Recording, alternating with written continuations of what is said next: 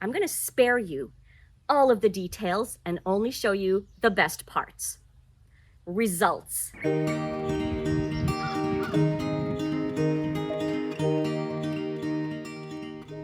window. What are you doing? Hi, folks. Welcome to Little Farm Big Dreams. My name is Denise, and today is the day that I get this garden set up. But I'm going to spare you all of the details and only show you the best parts. Results. And so, this is what we're starting with. Now, let's put in some garden beds. Easy peasy. I'm so tired. Now, let's add some garden soil. Now let's get the soil mixed into these garden beds. I can't even snap anymore. Nope, here we go. Do two hands. There you go. Soil has been mixed in. And now I guess we move on to peat moss. I'm going to soak it and lay it on the beds and hope that I'm doing that right. You can tell me in the comments if you have advice for me. By the time you see this video, it's going to be too late. This will already be done, but I will definitely consider your advice for next season. All right, peat moss time. Here you go. The peat moss is down. That was a bigger challenge than I thought it would be because I had no idea that peat moss was so resistant to water. You live, you learn, folks, right? All right, what's next? Planting the garden. Finally, those poor starts at the back there, they're up on the deck. I've been hardening them off all week.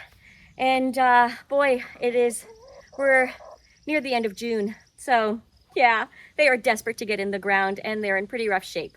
But better late than never. Let's do this. It's done. Garden 2025 is officially planted. The question is, will anything come out of this garden?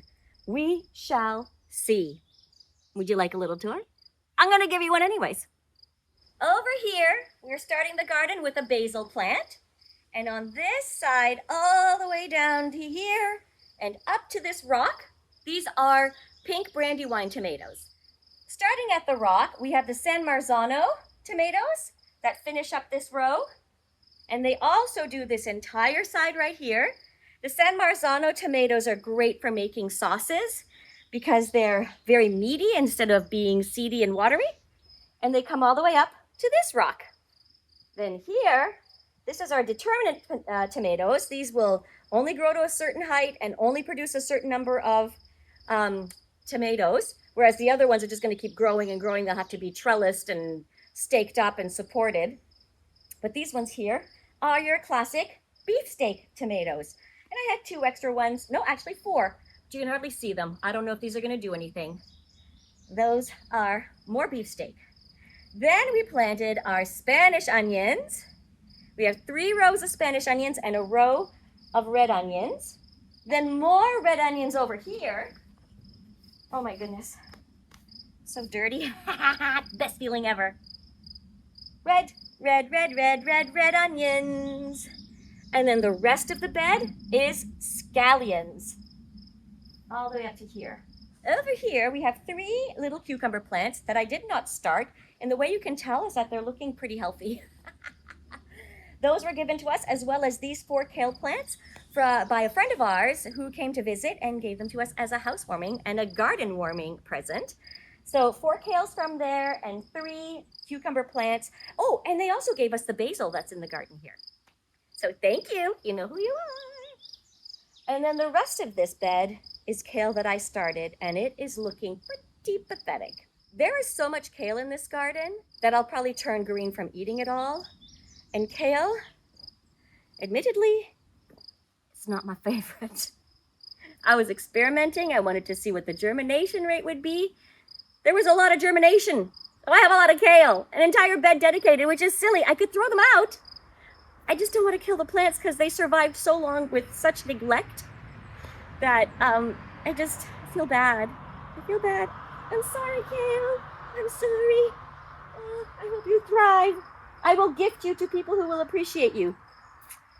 And now, last but not least, this lovely area is all parsley. for now. We'll see if it survives. I've now planted 2 rows of carrots, and I've also planted a row of cylindra beets. They're the long, narrow beets that are perfect for pickling. And then on the outside edge, right over there, is the celery I started.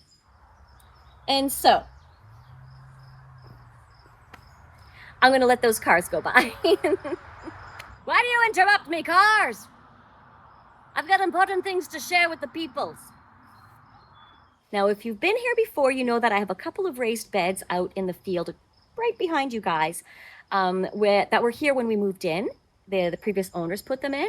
I planted a couple of rows of beans, so some green beans and some yellow beans, and I put some chervil seeds. Chervil is an herb that looks a lot like parsley but has its own kind of distinct flavor. So the parsley, the chervil, the scallions, the onions, the carrots, the celery, all of those are meant to be ingredients for something I'm hoping to make at the end of the season, the growing season, and that is herbe salée.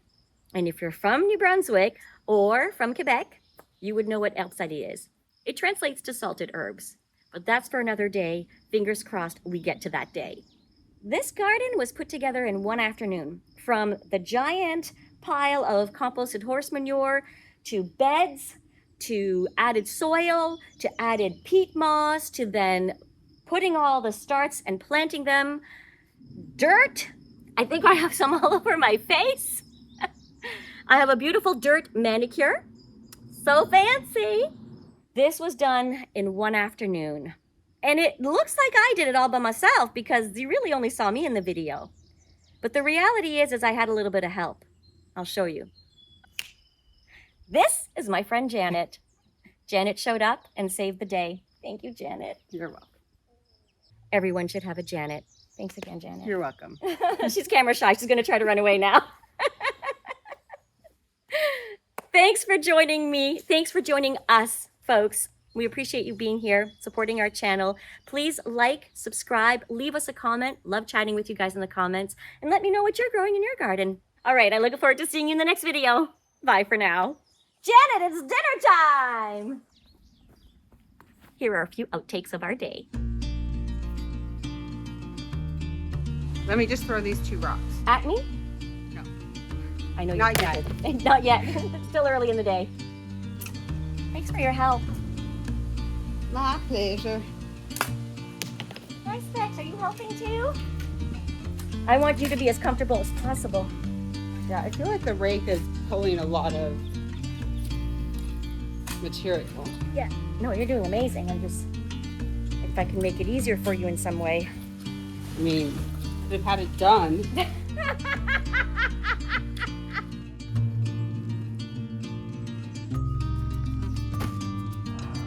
Oh, sweaty. I bet these are sticking to me. I'm not. I'm perfect. I smell like a bouquet of flowers. Of course you do.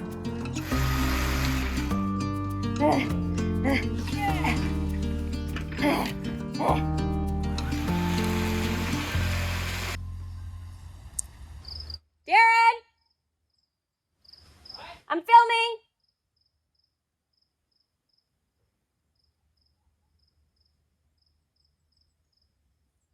I'm filming! Okay, what do you want? I want you to stop whistling. I did, and then you just stood there. I didn't know if you heard me because you never answered. And I stopped whistling. I know, but I wasn't sure if you were gonna go, what? Can we put this in the video?